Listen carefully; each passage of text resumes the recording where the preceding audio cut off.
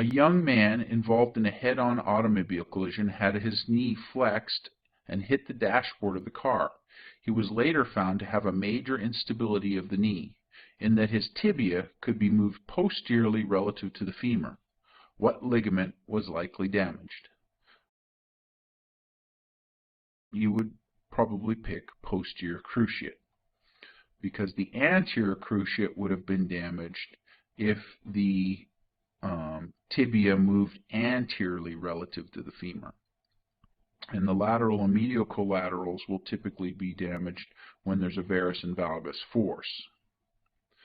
The anterior cruciate comes into activity when the tibia is hit from posteriorly below the knee and when the femur is hit anteriorly from above the knee.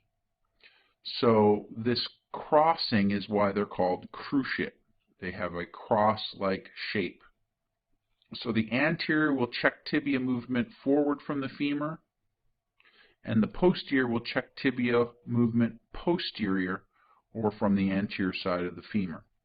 Now, oftentimes you'll see an anterior cruciate damaged, and this is a red flag that you should be aware of, that it will have very quick swelling, and that's largely because of the blood vessel that runs inside the anterior cruciate ligament, unlike a posterior cruciate, which will typically have a slower swelling period.